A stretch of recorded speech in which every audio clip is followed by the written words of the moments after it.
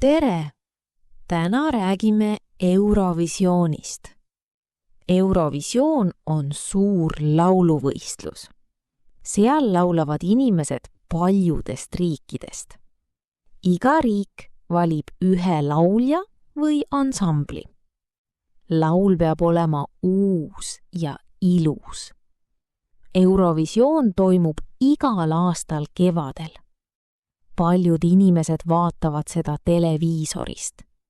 See on väga populaarne üritus. Eurovisioon algas ammu, aastal 1956. Siis osales ainult 7 riiki. Nüüd osaleb üle 40 riigi. Iga riik annab teistele punktid. Kes saab kõige rohkem punkte, see võidab. Mõnikord on tulemused üllatavad. Mõnikord võidab rahulik laul, mõnikord kiire ja lõbus. Eesti osaleb Eurovisioonil alates 1944. aastast. Meie kõige kuulsam hetk oli 2011. aastal. Siis võitis Eesti lauluga Everybody. Seda laulsid Tanel Padar, Dave Benton ja 2XL. See oli väga rõõmus ja energiline laul. Paljud eestlased mäletavad seda siiani. Lisaks on olemas ka laste Eurovisioon. Seal laulavad lapsed vanuses 9–14 aastat.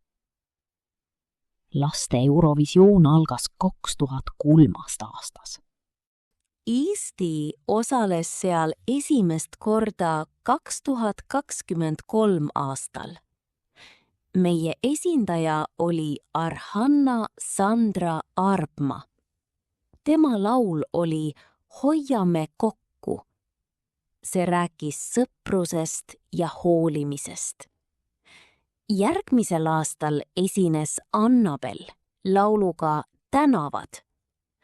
Mõlemad laulud olid ilusad ja said häid punkte.